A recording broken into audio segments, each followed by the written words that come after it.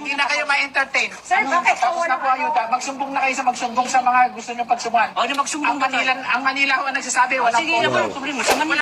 Magandang araw mga kababayan. Umiiyak na, sumasabog na sa galit yung mga kababayan nating OFW na nasa gitnang silangan na lumalapit po sa ating embahada dahil sinasabi sa kanila na wala na daw po budget at kung gusto nila magreklamo, magreklamo na lang sila sa iba't ibang ahensya ng gobyerno dahil yan daw po ang sinasabi mula sa Manila na wala na pong budget. Ito pa ang masakit para sa ating mga kababayan, hindi lang po sa mga OFW, kundi sa kanilang pamilya.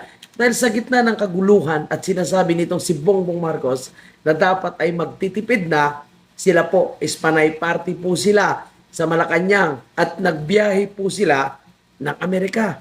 Naglustay na naman sila ng pera o baka dala-dala nila yung di umano'y malimaleta na kanila natanggap. Ang sarap ng buhay, di ba? Ang sabi ko nga sa inyo, yung mga OFW po ang tinuturing natin na buhay na bayani. Pero paano po sila maituring na buhay na bayani kung ultimo sa gitna po ng kaguluhan at sila ay nangangailangan ng tulong ng ating gobyerno, abay sila po ay hindi pinapansin at mukhang hinahayaan na lang yung kanilang mga reklamo. Ito, panoorin nyo ito, actual kuha ito ng ating mga OFW. Ganun lang po ka kadali sabihin yun. Ganun lang ba ako kadali sabihin yun? Nandito po kami ngayon. Anong bawal? Bakit bawal? Eh, wala rin nagsabi kahapon sa amin na maganon. Oo. Oo, sa Pilipinas, meron yung ganito, bawal. Hindi, dapat sinabi nyo rin sa amin kahapon na maganon. Oo, may abiso na ganon. matagal na po. Eh, ngayon, kung saan ho kami galing, wala naman kami nakatanggap na kahit ano. Dito, paano mo yan? Dapat may abiso sa ano. Pero wala na ho, tapos na po ha. Hindi na kayo ma-entertain. Sir, bakit? Tapos na po ayuda. Magsumbong na kayo sa magsumbong sa mga gusto nyo pagsumbungan. O, di magsumbong Ang Manila ho ang nagsasabi. Walang Sige, pondo. walang problema. Sa Manila. Walang pondo ha. Walang pondo. Sige, inikot nyo. Walang pundo. Ang Manila na pong nagsabi. Pero ang presidente, lustay ng lustay. Ngayon, magta-travel na naman siya sa Amerika. Nagpa-party-party sa Malacanang. So, ano yun? Sila, malaya po silang mag-travel. Gastos ng milyon-milyon. Samantala, yung mga OFW, bahala na kayo dyan mamatay. Ganun na lang. Walang pundo.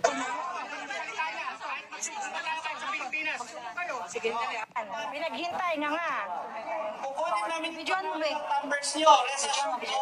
Tatawagin namin kayo. Kailan? Pupuntahan kayo ng embahada. Baka mamaya nabombo na kami, hindi pa kayo nagbibigay. Sinabi niyo yan dati nung may pandemic, natawag. Inulit niyo naman eh.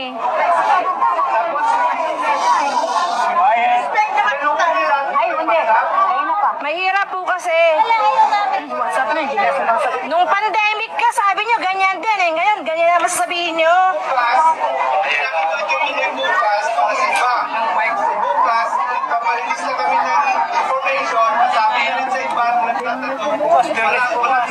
Sayang naman yung transport namin, oh. At saka yung pila. Pumila na kami. Mapa pa lang. Kung gusto nyo magantay, kagaya nga dito mamo. Kasi kung yung iba gusto umalis, then i-exit din yung pila. Para doon sa gusto magantay dito, i-accommodate kayo, nasa loob ng... Ayun, maghihintay kami. Hindi na kami alis. So, yan po yung nangyayari ngayon sa mga kababayan natin na OFW sa gitnang silangan na humihingi po ng tulong sa ating gobyerno. So, libo-libo na po sinasabi ng gobyerno natin, libo-libo na yung humingi ng tulong at gusto nang makauwi sa ating bansa. Pero, ito nga yung nangyayari. Sinasabi nila walang pundo. Tapos, ito pa, ang masakit mga kabayan po natin ha. Yung ilang mga OFW po natin na sinasabi po nilang nakauwi na, papatuloy ng ating diskusyon, mga kababayan, ito, na bulgar ang isang pambubudol. Ginamit po ng DMW, ginamit po ng UWA. Itong mga kababayan nating mga OFW na galing po sa United Arab Emirates at sinasabi kasi ng gobyerno natin na ito daw po ay kanilang inisyatiba. Ito daw po ay kinastos ng gobyerno para gawa ng paraan na makauwi yung mga kababayan nating OFW na naiipit sa gitna ng gyera, sa gitnang silangan. Yan ang sabi ng mga OFW, salamat sa gobyerno ng Pilipinas Salamat sa pag-welcome sa aming pagdating sa NAIA na may banners. Pero ang sinasabi ng OFW, sila daw po yung gumastos ng kanilang transportation at ang nag-provide ng kanilang safety and protection ay ang gobyerno ng United Arab Emirates.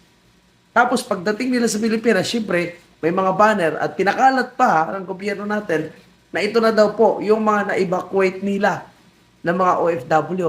Pero sabi nga ng mga OFW, sila yung gumastos sa kanilang transportation at ang nag-asikaso sa kanilang pagbalik sa Pilipinas ay ang gobyerno ng United Arab Emirates. So dapat mahiya naman po yung gobyerno natin. May pa-banner pa kayo, may pa-welcome pa kayo, no? At ang lahat nga po ng mga umuwi, nung nakita nila na may mga banners na pinapakita, no, kasama sila sa mga litrato, abay umangal. Di ba nakakahiya yun? No? Nalantara na ang kasinungalingan na nasa gobyerno natin. Sino ba yung sekretary ng DMW? Mahiya ka naman, kakdak. Mahiya ka naman sa inyong kasinungalingan. At ngayon sa Bahrain, galit na galit po yung mga OFW. Di ba? Yan ang pinakita ko sa inyo kanina. O ito, no? Ito hindi nila ito ma-deny, mga kababayan po natin.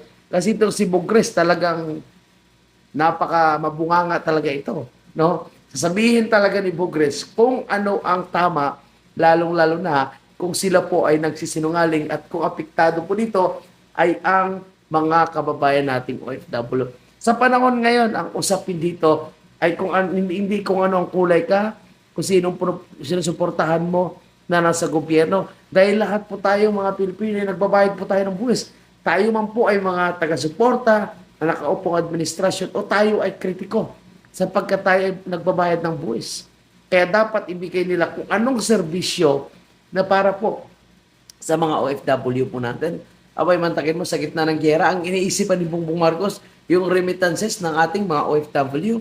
Yung sinasabi niya na wag tayo maglustay, dapat magtipid tayo sa lahat na paraan.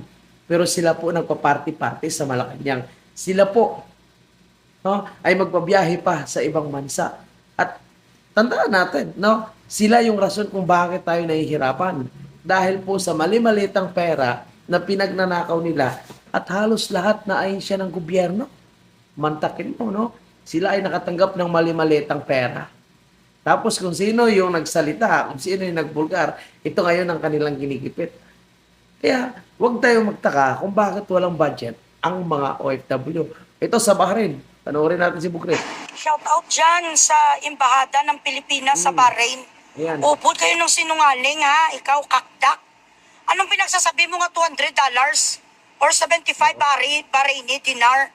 Ang pinamigay nyo doon sa mga kabayan ng mga Pilipino, Bilatsing Iloy nyo, 20. 20 lang. Sinasabi nila 75 dinar. So, 20 dinar lang pala yung pinamigay nila sa mga kabayan natin OFW. So, saan napunta yung pera? So, ibig sabihin, hindi lang pala sa flood control project nangyayari ang corruption. Kundi pati sa mga OFW, ginagawa nilang gatasan. Milking cow. Pucha, kabayan. Lang ang nakuha nila, hindi ngayon makabili toothbrush. Putang ina, anong bibili nila sa 20 palalo, damo? Bakit kayo nagsasabi sa mga press release nyo $200 Bilatsing Iloy? Tapos yung unggoy na yan nga parang sikyo nyo, nga nakapulo shirt na blue ba yun o violet? Pinagtabuyan niya ang mga mamamayang Pilipino. Mga putang ina nyo, ang sahod nyo sa amin nang galing. Tama. Yung mga kababayan natin dyan na wala sahod, no work, no pay. Bilatsing Iloy, kakdak, ayusin mo announcement mo. Sana punta ang ibang ang ibang pera. Di puta, mga palaitot, Bilatsing Iloy kayo. Ayan. Mga pala iyot daw ka mo. Bilatsing Iloy nyo. Sabi ni Bugres. Totoo naman yun mga kababayan po natin. Talagang mapapamura ka na lang. No, sa galit. Kung hindi ka man siguro apektado, pero yung awa na nararamdaman mo, lalo na ako, isang OFW galing sa Saudi Arabia din. Dati naging OFW. Ramdam po natin yung hirap. Lalong-lalo na, kung ang gobyerno na inasahan po natin, ay wala palang maitutulong. Kaya, laking pasalamat po natin mga kababayan, nung si Tatay Digong yung nakaupo. Kasi hindi pwedeng mangyayari yung mga ganito. Hindi pwede na No? May mga nagrereklamo ay talagang mumurahin sila Tatay Digong, no?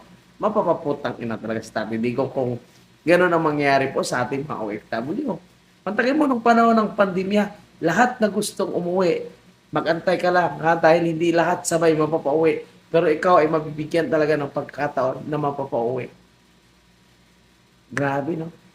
Lahat ay binigyan ng pagkakataon na makauwi. At talagang lahat na gastos ay sagot ng ating gobyerno. Ito, nagmamayabang sila na sila daw yung gumastos sa repatriation ng mga kababayan nating OFW. Tapos malalaman natin, gastos pala ng mga OFW. Walang effort na ginawa ang gobyerno natin. O kaya malalaman natin, pinagtataboy ng imbahada ang mga OFW at pinagmamalaki pa. Na kung gusto nyo magreklamo kayo, wala na kaming pundo. Nasaan yung pera ng mga OFW? Nasaan yung pundo na sinasabi ni Bongbong Marcos? Pucha, ito sinasabi ni Browner, di ba? Na kung magkakagera, kaya natin i-hold ng 30 days. Ngayon pa nga lang, hindi pa nga nagkakaroon ng gera sa ating bansa. Ultimo mga OFW, hindi nyo mapapauwi. Tapos ang yabang-yabang nyo pa na kaya nyong protektahan yung mga OFW natin. Pero yung panawagan nyo, magtago muna. Gago, no? So yun lang po, mga kababayan natin. Kalimutan nila. Salamat po.